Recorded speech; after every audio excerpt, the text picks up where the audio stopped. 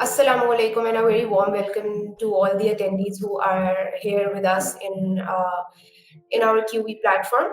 In line with the Quaid Ventures vision to nurture leadership and encourage future leaders, we have launched this platform inviting Saudi industry leaders to gear up the potential of the Pak-Saudi corridor.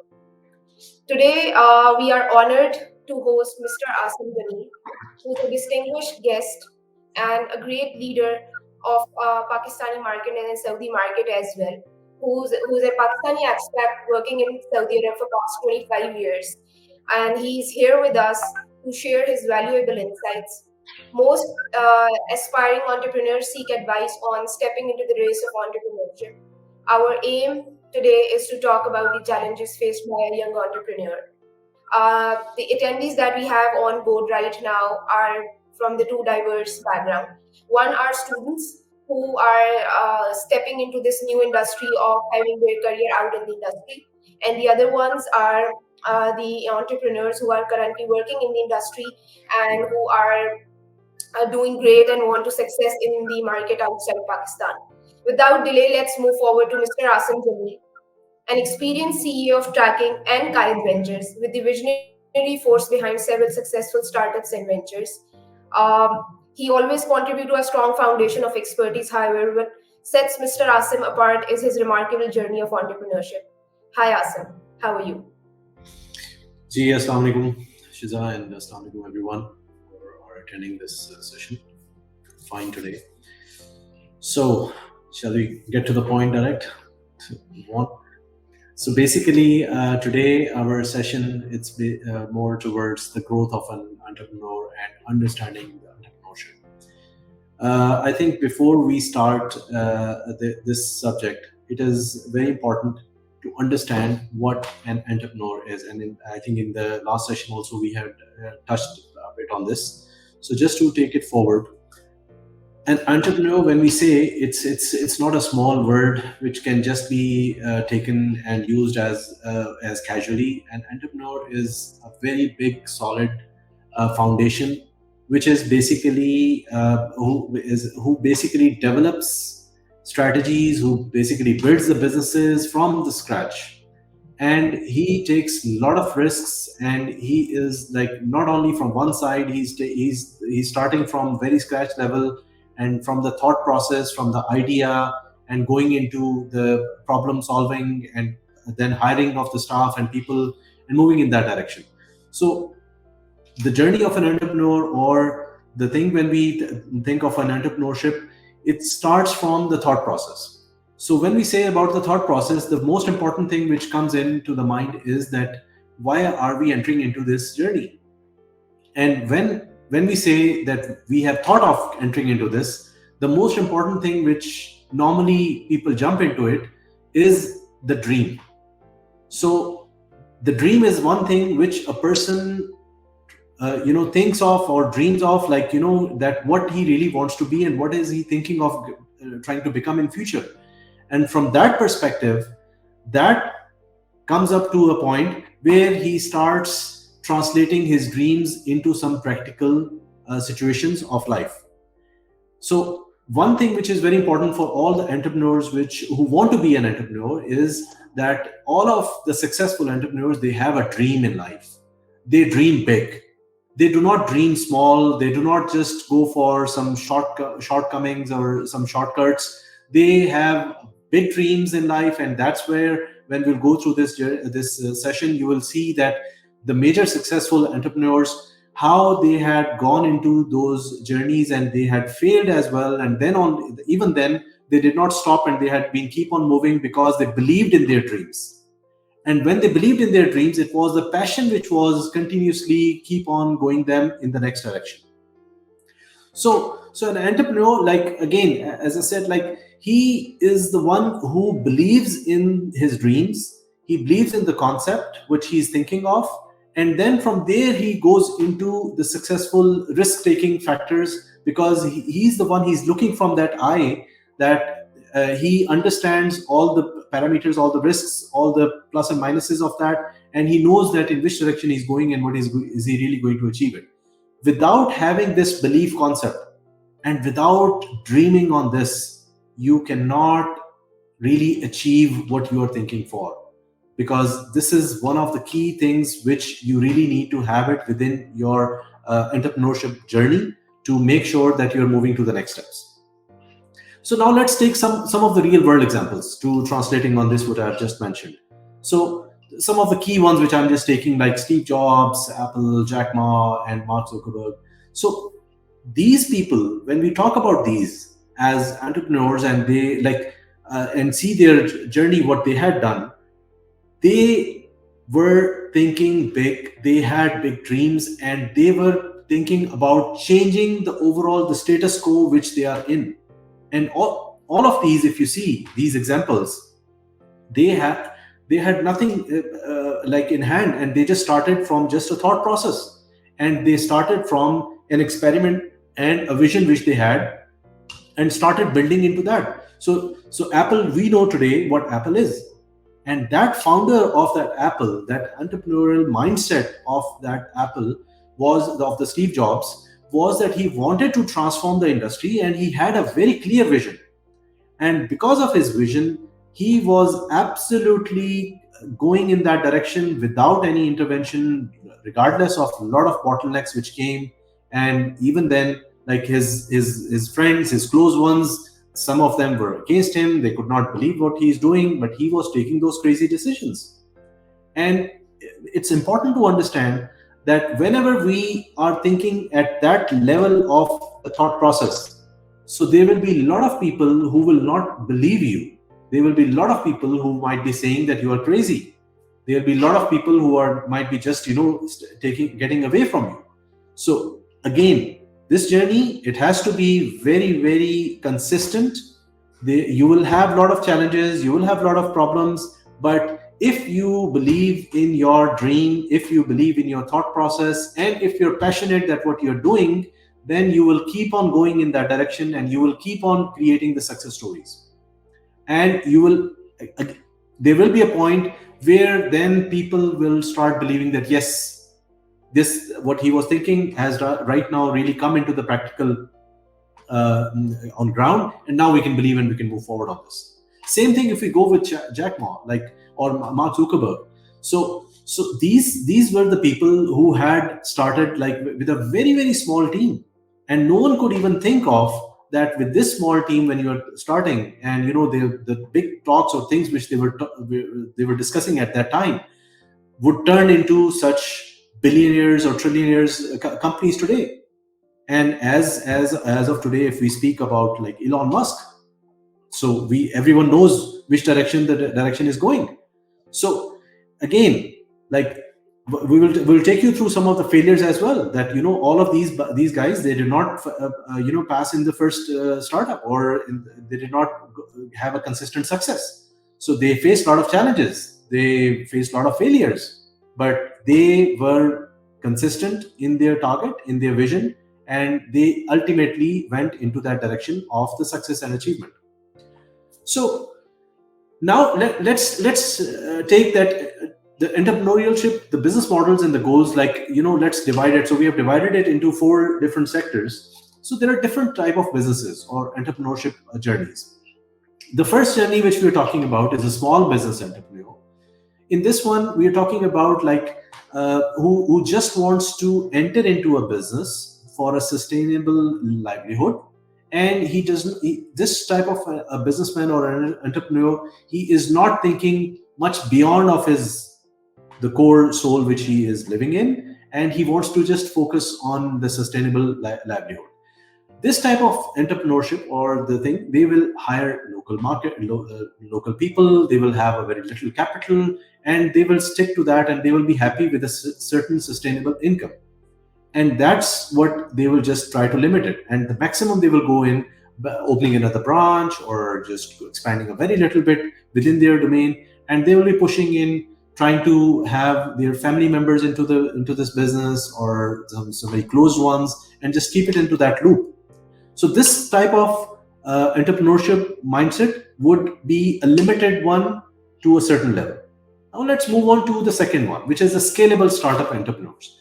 So the scalable startup entrepreneurs, when we talk about that, they are solving, they are, first of all, they are trying to solve a certain problem, and from that problem they are trying to come into a solution. And when they talk into that direction, then they are talking about expansion, they're talking about scalability, because that problem, whichever they would have sorted out, would be a problem which is not only into the local market or a local environment, which will be also global as well. So they think globally, they think big, they think of, scalability. And when they think of on that aspect, one of the key things which comes into the picture is they need capital.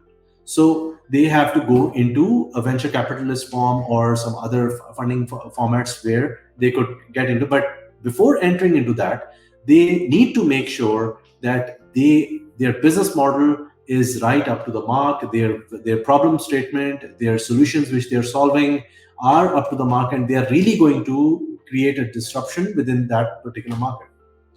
Then there's a third type of entrepreneurship mindset, which is a large company or an entrepreneurship structure where within the company, when you're working for a company, let's suppose we're talking about when you're working for a company, within a company, if you're a CEO of a company or you're at a leadership stage. So within that as well, the entrepreneurship mindset, they will start creating some innovations within the structure. They will try to see where we can diversify within our current state of business and how we can scale it up from the current business which we have. So from that aspect, they can add on multiple verticals which will be connected to their core, and it will give more business to and revenue to their overall group or the company which they're working for. And we have, again, Jeff Bezos is one of the example. Like, he started off by, from the books, and then getting into the e-commerce, and then getting into like what not is being happening in Amazon right now. So they have gone into multiple companies within the company and multiple verticals which they have started, and each of them is benefiting each other. So that's another model of scaling it up, or a large company entrepreneurship model, which creates some sort of innovations and some sort of diversifications. Then there are then there's another category which is called social entrepreneurship. In the social entrepreneurship, we are focusing, this type of an entrepreneur is focusing more into the social and environmental missions. So he is more looking into the social aspects and getting into some social investments and grants and donations sort of thing. And from that, he is trying to build a business model or a case which can, that's his passion, that's his dream, that he wants to enter into this particular domain.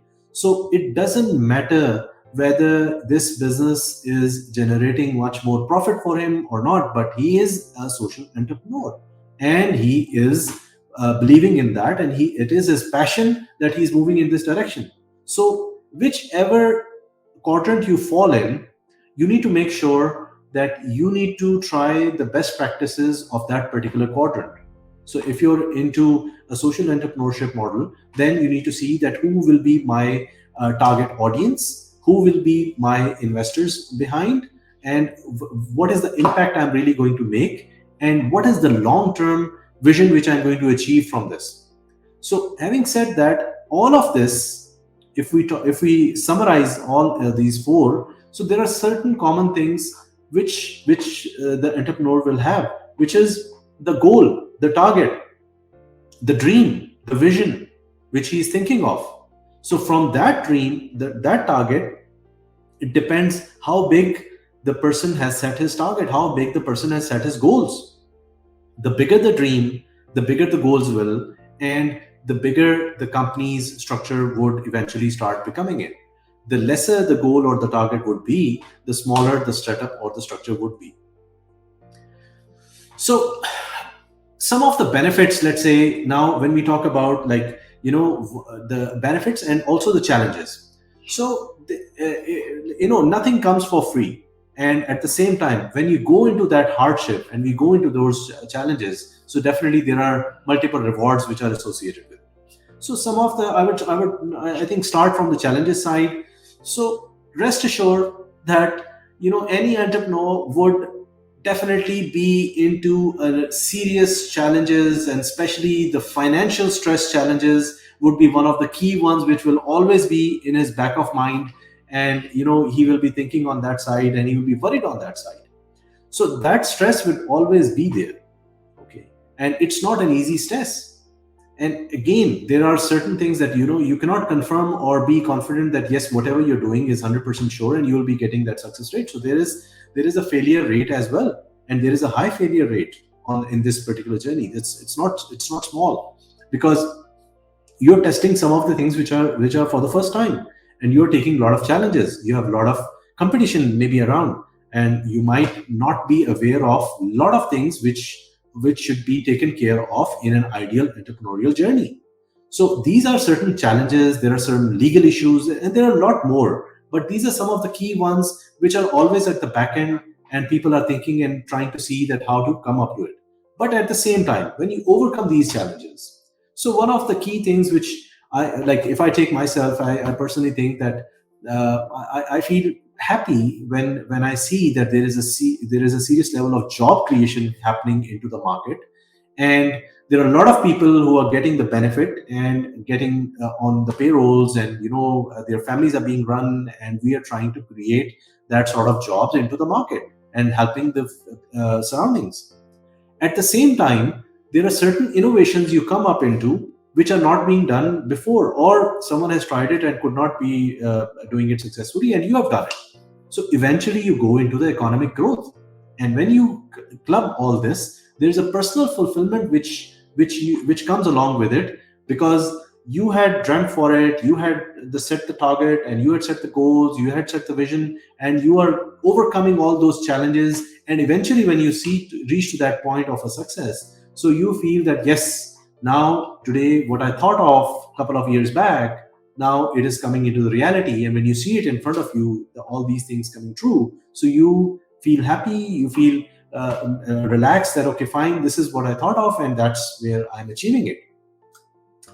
At the same time, when we say that there are certain failures into the entrepreneurial journey, in any journey, I would say, but there are a couple of things which we can overcome, or we can look into it to save those, or have some learning sort of understanding of this, which is one of them is reflective observation.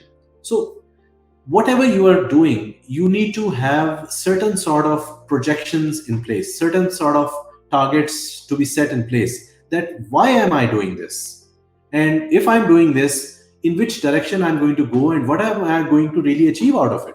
So you need to make those why statements again and again, and you need to set those next couple of weeks, months, years plan, so that you see ahead of the curve. You see where am I going, in which direction am I going, and then you have that conceptualized it in the right way, in the right document, in the right market research, and you see it that yes, whatever I have thought of, I have done all of my homework well, and that would help me to reduce my chances of failures. Then there is active experimentation. When you're experimenting something, and you need to first check, have a full research of that whatever you're going to do an experiment on, there are very high chances of failures as well. So you can learn from the experiences, you can do a very good research, and you can have the right expertise with you to make sure that whatever activities you're doing, you don't have challenges or fail in that. So the chances again reduce. So normally what we do is that we just jump into it without taking all those parameters into place, and we just think that okay, fine, we do, and then after that we complain that oh, we failed. So it's not oh that we failed, it's basically we haven't done our homework right, we haven't done our, again, after even doing the homework, there is a chances of failure. It's not that it's 100% sure, but your probability of failure gets reduced, and you make some wise decisions, some informed decisions. At the same time, when the factors which are influencing this entrepreneurial learning, that are very important. There are some environmental factors which are important. So if you're moving from one market to another market, if there are culture norms, there are other support systems which are linked to it. So you need to evaluate all those things, that what impact of this will be making in my business or my plan which I'm making it. The personal attributes plays an important role. your overall self-efficacy, the resilience, the optimism. All these are very important, that you need to make sure that you're clear on these directions. Then again, a cognitive processes, as I said in the last slide as well, sense making, attribution, proper thinking process, and also having a feedback session within your close network or the experienced people.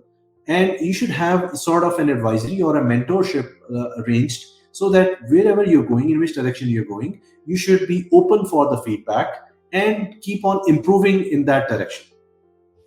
So, summarizing again on all this, like we have case studies about the three people which I told before and their startups. All of them, in the beginning, they failed.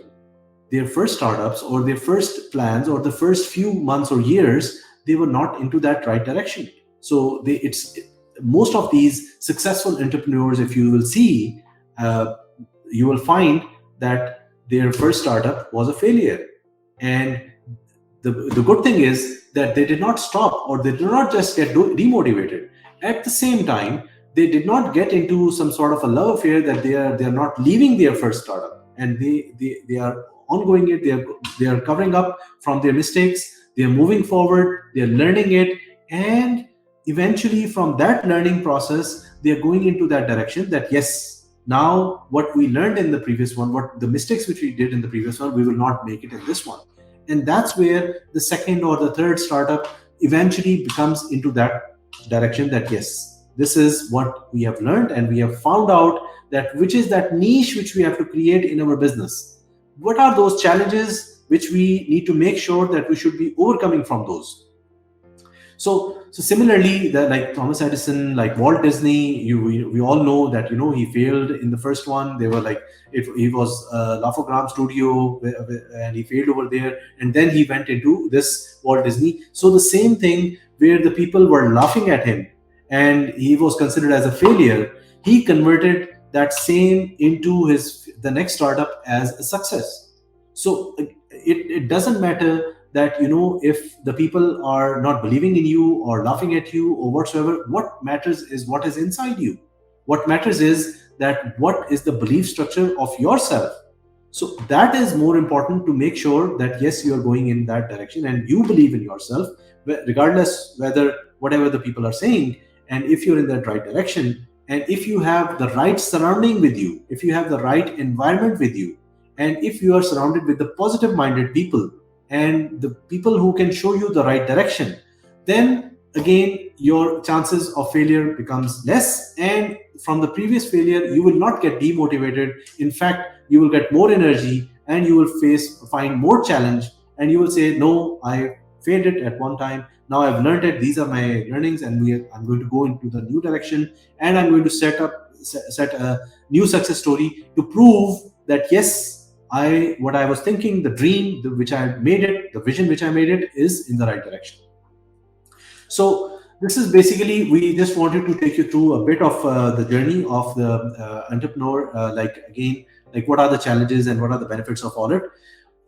The purpose for this mainly was that we should have more of an interactive session, so that if we can have some Q&A from your side, and we can understand what sort of questions you guys have in your mind, so we can clarify on that, or any other topics which you think, which you guys are facing challenges currently, would be more than open for asking any questions. But just to summarizing it, that you anything you plan to do in the entrepreneurial journey, you need to make sure that you're dreaming it right, you're dreaming it big, you have a set vision, the risks which you're taking are very well wise, knowledgeable risks you're taking that. And again, the steps which you're taking, you're going in that direction, that you are surrounded with positive minded people and overcoming all those things which are stopping you.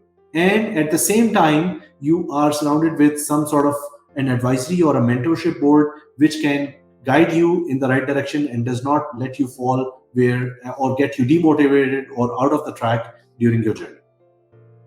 So I think we'll be open for Q&A, and if anyone has any questions, so we can move from that direction.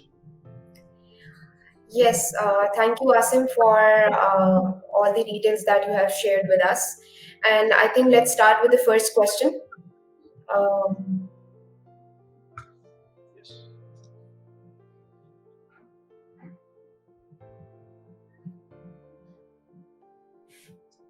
Yes, Ibad.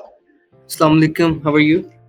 Walaikum salam. Ji, alhamdulillah, fine. So my question is, what strategies do you recommend for effectively managing and mitigating risk in entrepreneurship?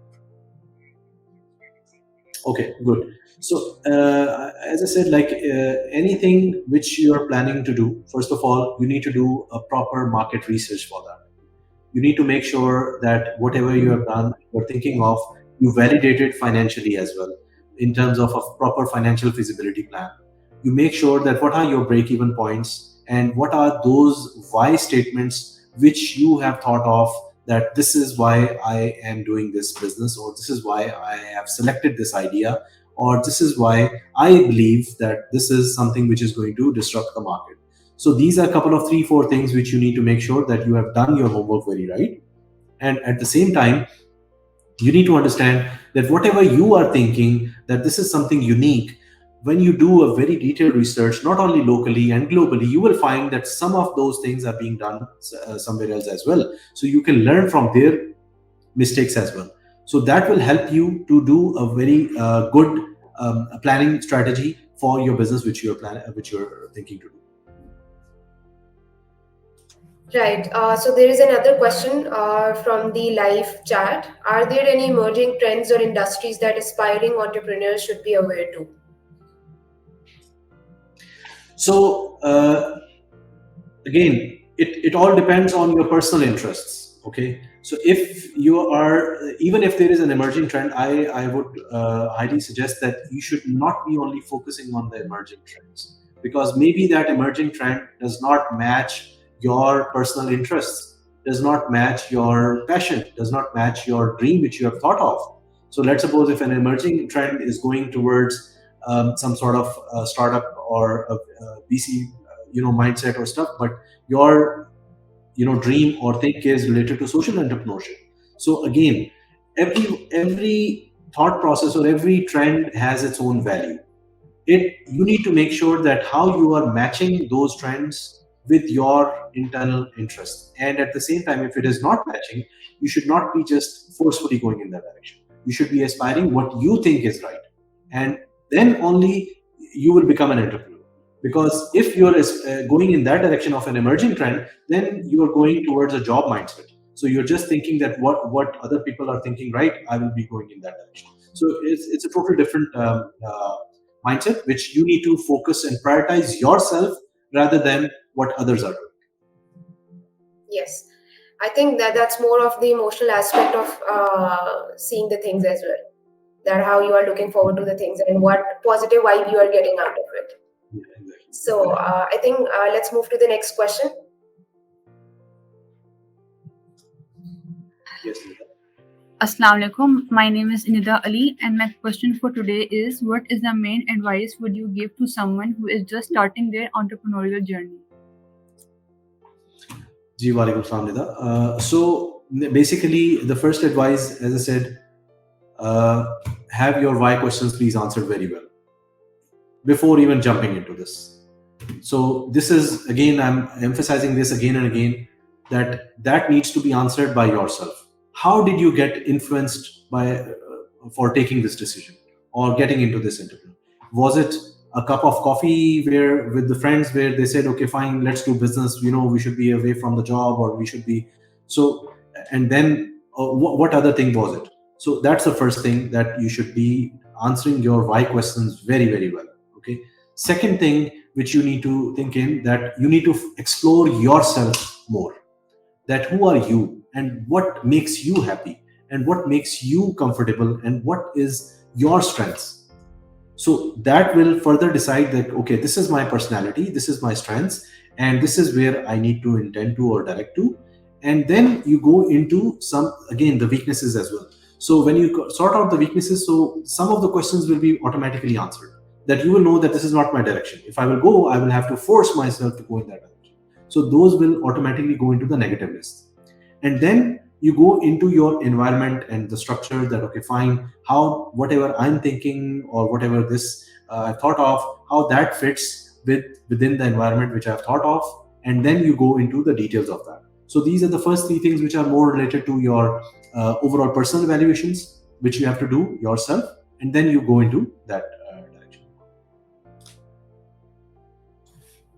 Yes, I think the main objective at this point in time is to see what do you think that the financial aspects that we are or having have in Pakistan has an impact on starting your journey as an entrepreneur? Because banks are not giving any loans, investors are not investing anything. Right. So, so there are two parts of this question. One is the situation, the financial situation, and the other one is the loans or the investments. So, I think I'll start from the second one. So, the loans or the investment part, which I would say, is that first of all, when we talk about investment, so we need to put ourselves in the investor's shoes as well. That if I am as an investor, what would I look into it to invest into the startup? So there are a couple of things which we need to make sure that whenever an investor is investing into any startup, he first of all looks into the founder, and he looks into what efforts and what sweat and how much time and money and whatever effort he has put into this concept, or is it just a concept paper, or is it just an idea? So a few of the things gets filtered out there and then, because if you are just thinking that it's something in my mind and I'm going to do it and you need to prove something as well. You need to show something. You need to at least create some sort of an MVP, and you need to show some sort of a concept which is proven, and you're validating your points to make sure, and it is scalable. So that's the second part of the investment side. The first point, which I agree on the financial situation or the economical situation, I think it's more of that we have taken it in our mind because of so much of a negativity. But again, when we talk about let's suppose there is 250 million plus population, so everyone over there is eating and doing business and surviving and working in their families and jobs and stuff. So there is a lot of economy activities which are happening. It's not that it's just a patch which is currently in a difficult phase, which we all hope that it might come out of this. At the same time, we need to see that in this patch or in this situation, what value I can do or put into to make sure that I can create a small dent to add value to this economy and create that positive environment. At the same time, this negative environment and the financial constraints are fact of the matter, and because based on that, we need to see that how whatever startup or ecosystem which we are trying to work on, how that can also play a role within this structure to solve the problems, because it means that in such structure there are a lot of problems which also will be found. These type of things or challenges might also generate some localization products, which can be an opportunity. So it's a long discussion, but these are some of the points which can help. Yes, and we have so many questions coming in. I think let's start with the next one. Who is on the live chat now? Assalamualaikum. Walaikum Assalam. My name is Muhammad Usman. My question is, what are the most important qualities and skills that you believe an entrepreneur should have? Okay, so the first and foremost quality, he should be a brave risk taker person. He should have that quality of taking the risks. Second quality, he should be a good decision maker, and his decision making should be quick and fast. Okay. Third, he should be open to have feedbacks and receptive and acceptive from negative feedback as well. He should not get offended on all the negative sort of feedback. He should be actually valuing more if someone is pointing out something which he needs to improve. So these are the three major things which I think are very important. And then obviously we need to see that one of the key quality which I would say is that the teamwork should be there, that he should be having a proper teamwork environment structure. His thought process should be much beyond the curve rather than a short-term thinking and a short-term approach. So then there are many more, but these are a couple of the high-level ones which I would like to highlight. Okay, I have another question. How do you deal with the fear and doubt, and what makes your business unique? This is another question from the team just joined in. Yeah. Okay, great. I think it's a very good question. So, in the fear and doubt, like I think the fear is all in the mind. Okay, so actually, you cannot take this fear until unless you clear your mind. So, there are two things which we need to understand in the fear and doubt thing. Number one, that we need to again answer why are we afraid of. So we need to point out those things that these are the key things which I think I'm afraid of. So you need to list it down, okay, and you need to find out the solutions for that. And you need to, maybe out of those one or two steps you might need to jump into it. So if you are afraid of water or swimming, and you just keep on afraid, having that thought process, and you will never jump into the water, or you will never go into that direction, that okay, fine, I will hire a coach or a trainer who can help me to get out of this fear, then you will never get out of that. You will always remain into that fear and doubt. So you need to remember two things in life. Look, all of the Allah subhanahu wa ta'ala has made us in a way that we need to believe in ourselves first and our faith and religion first. That why are we afraid of? We should be, as a Muslim, we should only be afraid of Allah. So when we think on that direction, then secondly we think that if there are any materialistic things which we are afraid of, what will happen if this goes tomorrow? So let's see what will happen if this goes tomorrow. So what is the worst case scenario which will happen? So we calculate the worst case scenarios, whatever our afraid thought process is. We think that worst case scenario and see what will happen. Everyone has to go into this from this life one day or the other. So what is this fear for? So all of the human beings are made in a structure that they can overcome their fear factors if they want.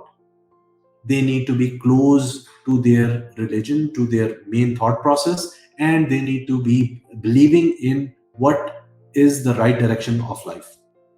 All of us in this world have two things in common. So all of us are given by Allah subhanahu wa ta'ala a mind which everyone has. And it depends on you how much more or sharp you can use it. So as much as you use, as much sharper it will start becoming. And all of us have an equal amount of time in a day, which is 24 hours. So we need to see that how much effectively we are using it and making the best use of it. So when we collaborate these two things and we come into the right direction of our religion as well, then there will be a lot of fear factors which can go away. But again, it's a complete exercise which we can go into that proper session, that what are the steps, what are the fear factors, why these fear factors have come up to it, and how we can help to solve that out. Yes, I think there are many people who are just joining in and also dropping in the question. So let's keep 2 minutes for each question. They're like 10, 12 in line till now. So the next question is, what are the ethical and social responsibilities of entrepreneurs in today's business? And how can they balance profit motives with sustainability and social impact? Okay, very good question. So I think this is, I would say, the soul of the entrepreneurial journey as well, that you need to make sure that ethically and socially you are doing the right things in your day-to-day activities. Because all the successful entrepreneurs, if you will see their life, their target and focus would not be short-term things. Their target and focus would not be money. Their target and focus would not be something which would hurt someone or affect someone and get their benefit. So ethically and socially, I think this is one of the key things which we need to actually keep in our values, and we need to make sure, regardless, even if there is a loss coming because of it, but your principal values should be set absolutely right. This will pay back to you in a long term and never in a short term, but yes, can be in a short term as well. So these are some things which you need to keep in mind. You need to set your values. When I set the goals or the motives of the company, you need to set your values, and one of them is this.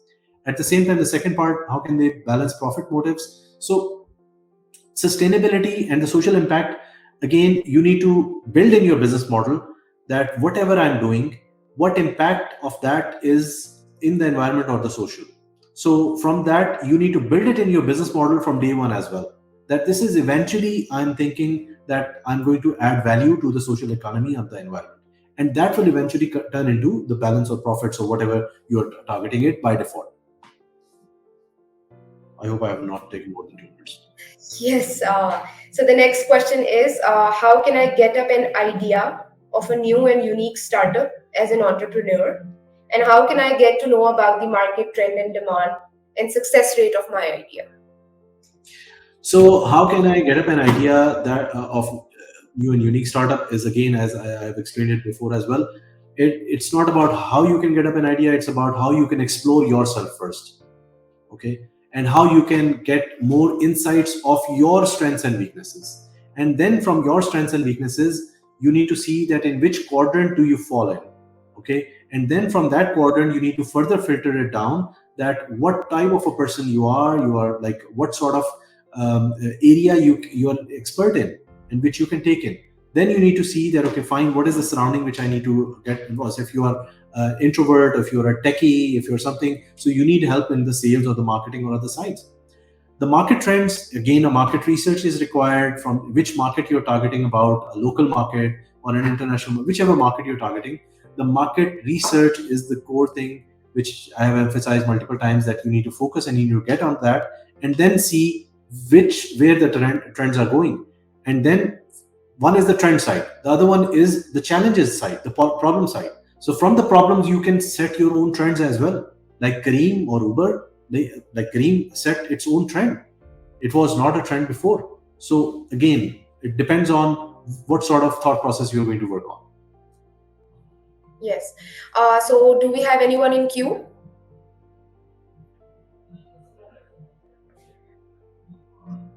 Yes, Himal. Hi, my name is Himayal. So my question is that what are some common challenges entrepreneurs face when scaling their business, and how did you address them? Okay.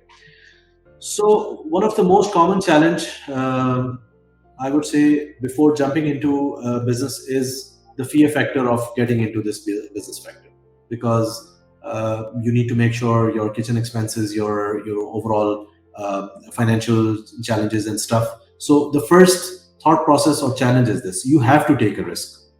Until unless you will not take a risk, you will never be able to overcome those.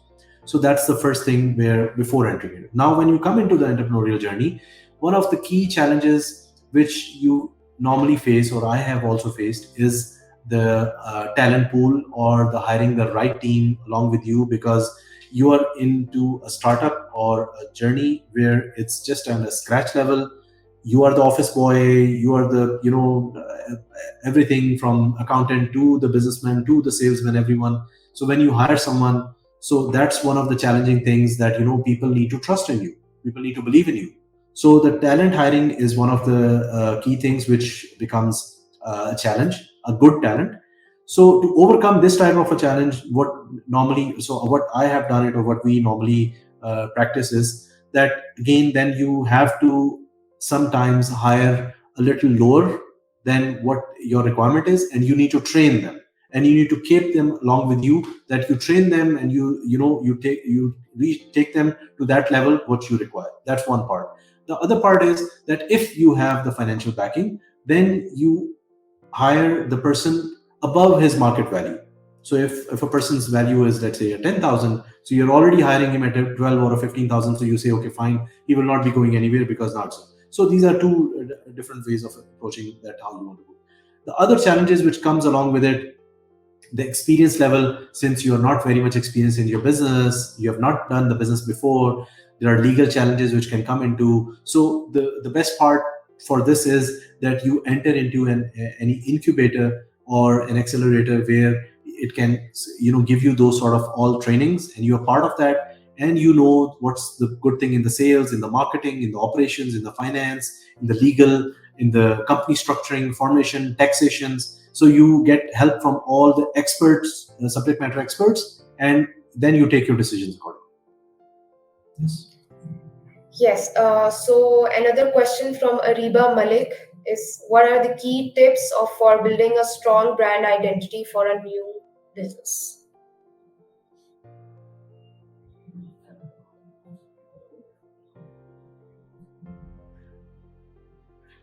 Sorry, I cannot hear you. Asin, your mic is mute. Okay, so the question on the screen is something different, but so I will. So your question is different. Anyways, Yes. on the brand building, it is important.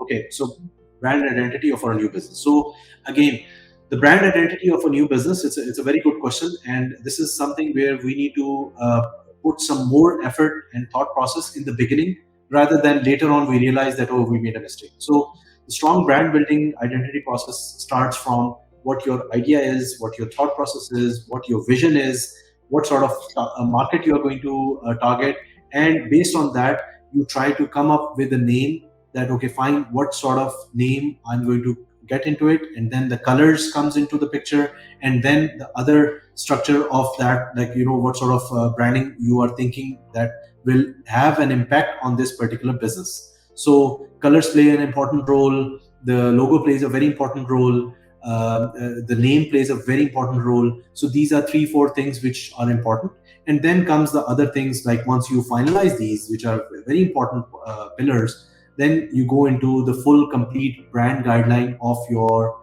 company or your business or your brand, which includes a full catalog of your branding, and then you go into the website, the social media channels, anything which you're presenting with.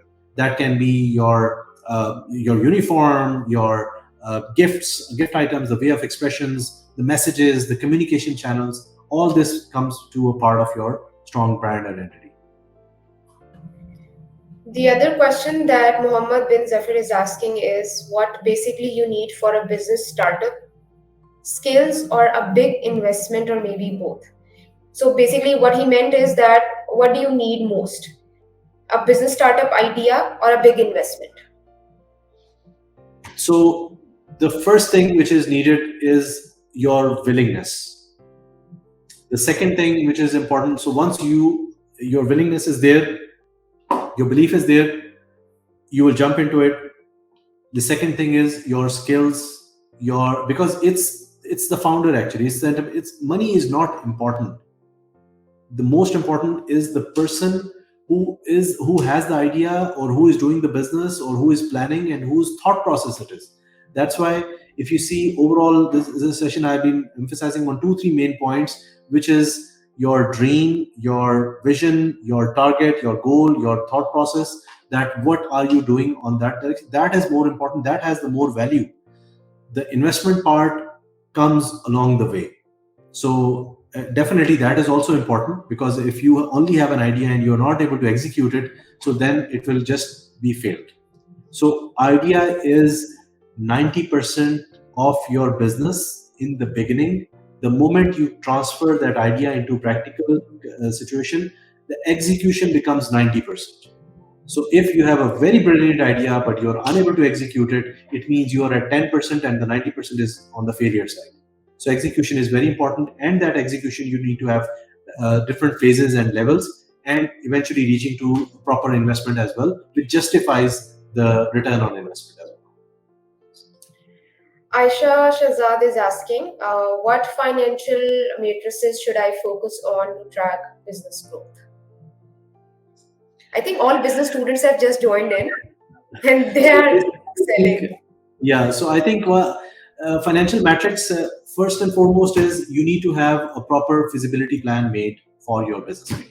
And that feasibility plan does not mean that you need to go into a very detailed level of a financial plan or stuff.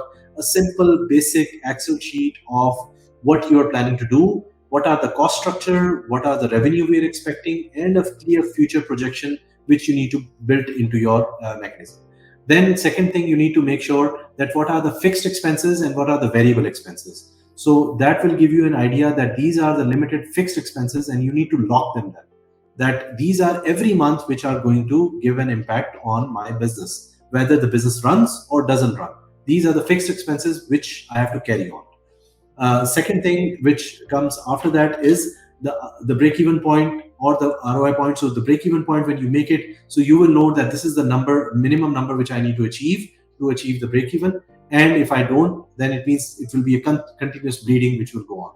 And then next goes into the details in analytics, which is the business which you are in. So what sort of business you are in? You are into a logistics or a beauty business or whatever. So all those analytics comes into the picture, that what is the customer acquisition cost, what is the customer lifetime value, like, if it's a B2B business, then what sort of services you're providing and what is the cost of that services, the marketing cost, multiple things come into it. But these are the basic financial metrics which you need to keep in while tracking your business.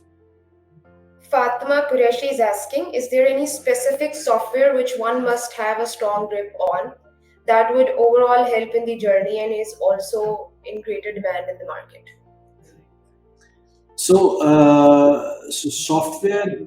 So one thing I would suggest is that you need to have, I think, a good grip on basic Microsoft Office skills, which is Excel. You need to have a very good grip on your Excel, your PowerPoint presentations. One of the key things which are important in this journey, especially in the fundraising as well, and your further market surroundings as well, is how you are representing and how you're communicating. That's very important. So the more good you are a communicator, it means the more good you will be able to have the influence on your business and the surroundings as well. So the communication channel, there are, like, in terms of the business when we talk about, so when you are communicating or presenting, you should have a very good grip on your presentation skills, PowerPoint presentations, so that when you're presenting, it's a very professionally articulated, and people understand that. Second thing, the Excel is one of the important skills which all of the entrepreneurs I recommend for, that they should know the basic on the Excel side and the analysis which they can do, and they can also prove and justify their stakeholders, and within their business as well, they would know that what they're doing. So analysis part. Yeah. Right. Abdullah Tariq is saying that I always have this question in my mind, like, when do you come to know that we need to upscale the business, or how to manage the team, keep record on their performance, and moreover, how can we learn on the branding aspects that make us different from our competitors? Great. So I think, first of all, to know when to upscale your business, it's simple that when you're going and at some point in time you have achieved a certain sustainability. So it means that at that point, it means that the people are going into a comfort zone. Okay, and the people are just sustaining, which means that there is no growth happening into the business. But at the same time, sustainability is also important for a certain time, and then you go into an upscaling your business and see that direction, that how it is moving, in which direction you want to upscale. So first of all, a certain level of achievement which needs to be achieved, and when you see there's the graph is just idle, then you need to think on that where we are doing wrong, and it has to be a continuous journey. So one thing which you need to understand is that we see that there is a quarterly performance or an annual performance. One thing for an entrepreneur which is very challenging, and maybe it's a good news or a bad news, but whenever the year ends, for the entrepreneur, the meter becomes zero. So he has to start again from zero, whatever the base mark is. So if you started from zero and you reached to 10, so now the next year 10 has become zero. So now you need to achieve 20. Now next year 20 will become zero. So next year you have to. So it's a continuous growth journey. Okay. The moment your growth gets stagnant and there is some challenges in your growth, it means there is something seriously going wrong within your business. You're not scaling it up, because it's all about movement and scaling it up. If you don't, you will become Kodak one day. And you need to see that if you're not scaling, are you not doing what the trend is going on, or are you behind the curve, or what's happening? And you need to set some basic KPIs, which should not only be number-based KPIs, it should also be some other KPIs, that are we into an idea which is the future, or we're just going into an old tradition. Yes, and the last part of his question was, how can we learn on the branding? What aspects can make branding different from our competitors or other brands in the market? Yeah, so I think I've addressed a bit of on the branding part. We can take other questions as well, so we can. Yes. So Muhammad Anas is asking, what are the key strategies that could be successful in a competitive market? So there's no direct answer to this. We need to see which market you are in, which competitive edge you have, what is the other market dynamics, and based on that, you need to make those strategies. It depends on which business model, what market size, what investment size, what challenges of that market is, what is the culture, and all that. So there are a lot of things which needs to be asked before answering this question. So I'm sorry. So yes, I think it's a very detailed question, and we can cater this in the next sessions that are coming up. So we'll take the last question. Shahryar Anis is saying, in your opinion, how can the entrepreneurial ecosystem in Pakistan be further developed to support the growth and success of startups and small businesses? Well, very tricky. Well, start supporting the local environment. Start seeing what are the challenges in the local environment. Start seeing where the gaps are, how you can fulfill those gaps. There are still a lot of startups which are coming, like fintech is going in that market. There are still the logistics is growing and further moving in different directions. AI based systems are coming, ML based things are coming in. So start focusing on the closed loop where you have the challenge in and how you can address that challenge, and list it down, maybe 10, 15, 20 challenges, and start finding the solutions out of it. That's where our entrepreneurs job is. Yes, I think I support the comment, and Let's take so one many last question. questions. Yes, so many questions are coming in. The last one is that, as according to the current economic situation in Pakistan, is it difficult and highly risk to start a new firm due to low demand, or so? What do you recommend? How to deal with this? So again, it depends on it at which stage are you in. So if you are just completing your degree and you want to move into the entrepreneurial journey direct, I suggest that you should go through a certain learning curve. You should definitely try to search for a job into a relevant field or the idea which you are thinking in, and try to understand all those things and then take a risk. So that would be a more mitigated risk. Or you can get into an incubator which can help you to analyze before taking that jump or a decision in that direction. But I agree with the current situation. You need to be very, very careful in what step and what decisions you're taking and in which direction. Yes, so with this, I think we should wrap up the session. This was supposed to be a 40-minute session, but the attendees are very overwhelmed with the information that you have shared.